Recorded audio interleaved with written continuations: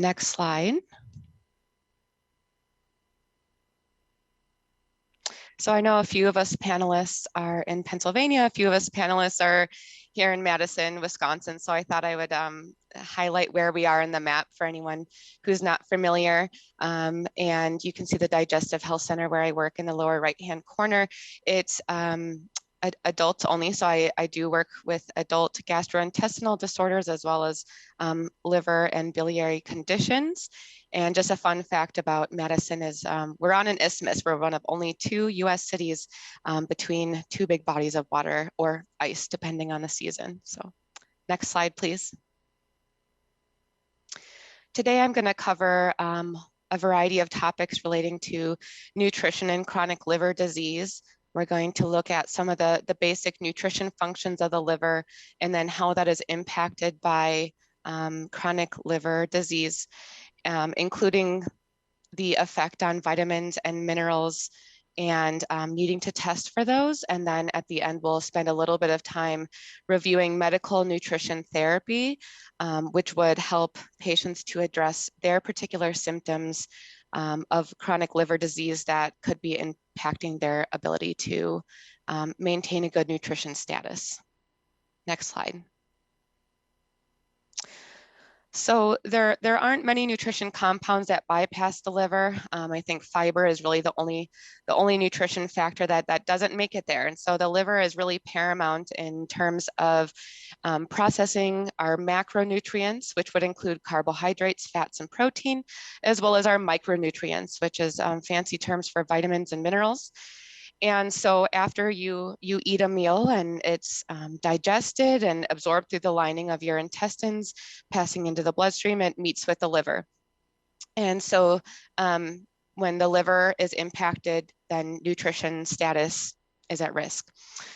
Also, the liver produces bile to help digest and absorb fat, produces cholesterol, and the hepatocytes, or the functional part of the liver cells, are all really specialized in this way and have their own nutrition job to do.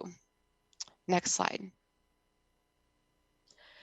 So here you can see how the 3 different macronutrients are affected, the processing them are affected by chronic liver disease, and particularly in advanced disease and cirrhosis. And then the other ways in the latter category of how nutrient metabolism can be altered. And really what I want to highlight here is that all 3 macronutrients have altered metabolism and ultimately are in a state of catabolism or breakdown. So with chronic liver disease, it can be really hard to store nutrition, gain muscle, regain lost fat, and patients really can struggle quite a bit to maintain a good nutrition status. I want to bring your attention specifically to the area of protein because it's the macronutrient that kind of deserves the most attention. As a dietitian in gastroenterology and hepatology, pretty much on a daily basis, I'm performing like a physical nutrition exam where I'm looking at muscle and fat stores on a patient. And I would say it's almost always that muscle mass or those protein stores are lost before fat stores. And you can see some of the reasons listed why they're including increased urine losses, particularly with cirrhosis, as well as having an increased need of protein, in part related to inflammation associated with chronic and rare liver diseases. So even when a patient is increasing their protein intake and trying to meet needs, the body is in a constant state of breaking that protein back down. Part of this is probably also related to the altered metabolism of carbohydrates, which is very common with chronic liver disease. One of the bullet points there states that there's a decreased storage of glycogen. So normally the liver, when it's healthy and fully functional, it can store glucose or sugar from carbohydrates in the form of glycogen, which is really just a long string of sugars kind of tied together and stored as energy, so that when a person hasn't eaten in several hours or their body is needing more energy for whatever reason, the liver can use that glycogen, break it back down into sugar, put that into the bloodstream where it needs to go to be used. But again, in chronic liver disease, there's impairment in that function. And so rather than being able to pull upon some of these typical energy sources, we're seeing the body using the fat and the muscle for energy, and losing that body mass, unfortunately. So that's where I typically step in, as typically where the referrals, I would say, most commonly happen is weight loss, protein loss, lower functionality, aside from malabsorption, for example, in that last category. Next slide, please.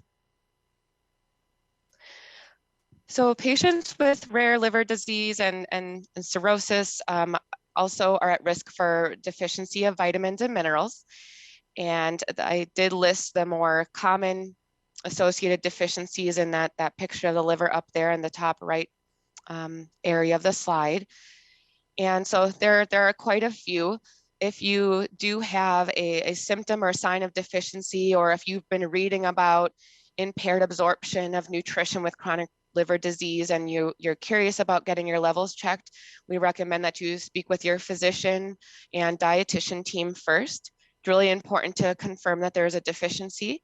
And so we would check with a blood test, and that would also give us kind of a starting point to know how much supplementation is needed to replete the deficiency, and be able to show us kind of over time how things may or may not be improving, as malabsorption can be involved in liver disease. It's also important to only take what you need. So with some of these vitamins, they build up in the body, and they're not something where we always just take what we need and urinate the rest out. So it's important to prevent toxicity of supplementing with certain vitamins and minerals. And there is some competition between vitamins and minerals. And if you take too much of one, it can impair the absorption of another. So we really want to be careful not to take too many or too much, and make sure that we're sticking with the plan devised with between patient and team. I did list some of the more specific vitamin and mineral deficiencies per the condition listed there, and certainly wanted to acknowledge that many of the conditions involve chronic diarrhea, which can result in zinc deficiency. Next slide. I also chose to highlight these fat-soluble vitamins again here in terms of what signs and symptoms of deficiency there are. So as I mentioned, these are fat-soluble, meaning they mix with the fat that we consume, and that allows them to properly absorb. And so since many of the rare liver diseases involve fat malabsorption and malabsorption of these particular vitamins, I thought I would kind of bring them to light. Some of the symptoms are very non-specific. You know, muscle weakness can come from a variety of causes. So again, we don't want to assume we're deficient, but these are common deficiencies in some of the liver diseases that you can, again, check with your physician and see if it's a good idea to check them and how often. Next slide. So we're going to shift gears.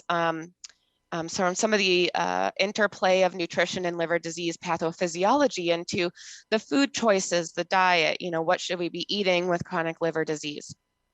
And so I should start this slide by saying that, you know, a nutrition care plan is best when it's personalized, and no two people might be alike, even with the same condition. And so if you are struggling to consume enough nutrition, or you just have some general questions about diet for your condition, I definitely encourage you to seek out a local registered dietitian to help you out. But in any event, ideally we are aiming for a balanced diet with good variety, all food groups, to help sustain your nutrition needs. The more balanced, the better variety means that we're getting more of a variety of vitamins, minerals. You know, we're looking for a plenty of antioxidants, polyphenols, all these different nutrition compounds that help support optimal health. Most patients with a chronic or rare liver disease find that eating smaller, more frequent meals is generally helpful though. And so this seems to be helpful because of symptoms that accompany chronic liver disease, such as nausea, abdominal bloating, distension, ascites or fluid accumulation in the abdomen, diarrhea, for example. Most people find that to reduce their symptoms or allow them to find themselves more likely to eat throughout the day. And in the case of cirrhosis, where the liver does go into a starvation much more quickly than a liver without cirrhosis, this can help prevent that muscle and fat breakdown that I was mentioning previously. I have on the right-hand side of the slide the picture of choosemyplate.gov. So it's just a diet schematic that helps patients and people generally to learn how to eat balanced meals with good variety and understanding portions so that things can be balanced. May not always be applicable for the smaller, more frequent meals. You'd have to kind of go to a smaller plate perhaps, but I think it's a great resource for patients to learn more about the different food groups, how to create variety within those food groups, and what their estimated needs might be. A lot of patients wonder about their estimated needs. And by that, I mean, they're asking, how many grams of protein do I need a day? How much of my diet should be carbohydrates? I heard that if I eat too many carbohydrates, it can turn in, cause a fatty liver. And so I did put a breakdown here of the general recommendations for the macronutrients in a diet. They are based on calorie needs, so it will vary from person to person.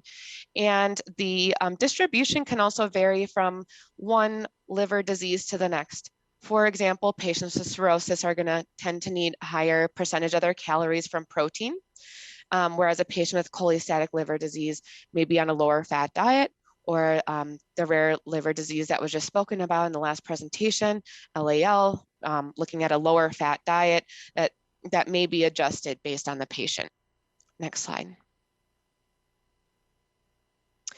So more on that low fat diet, and this slide is going to be, and most of my slides are pertaining more to an adult group, as that is the patient population that I primarily see.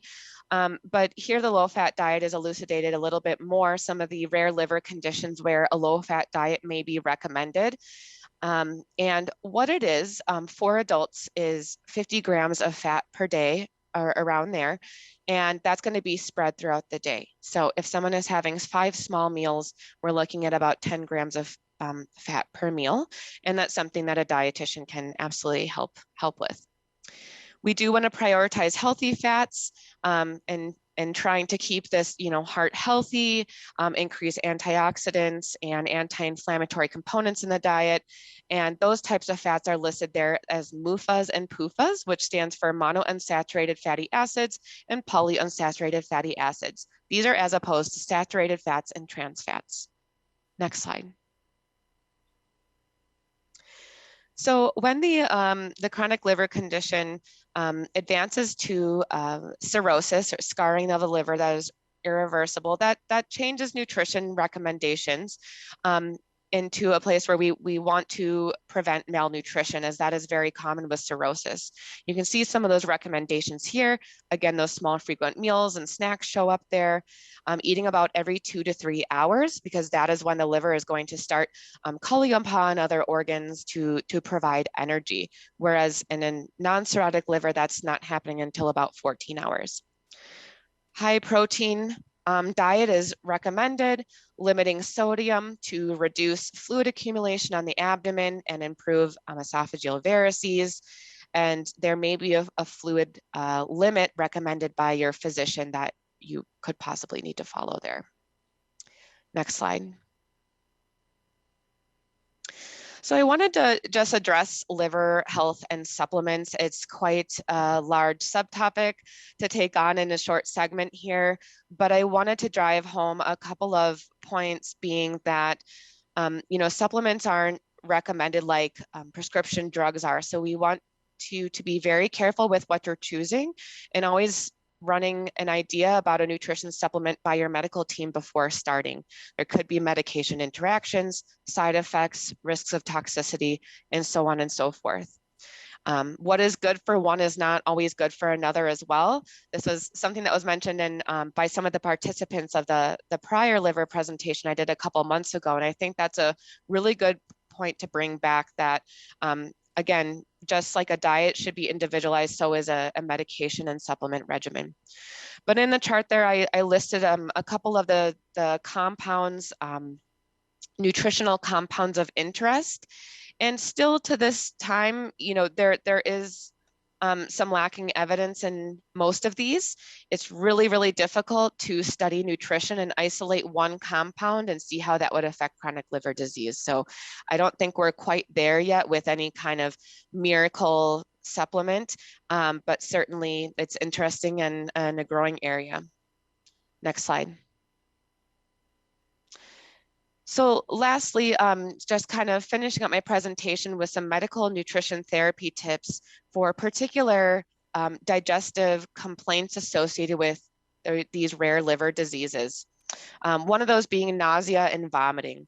So here are just some different tips backed by scientific evidence and found helpful for our patients. Eating those smaller frequent meals, again, that comes into play. Having more of a bland diet. Again, all food groups are represented there, but avoiding strong odors, too much spice, too large of servings of foods. Many patients find it helpful to suck on mints or tart candies, so I put a picture of lemon heads there.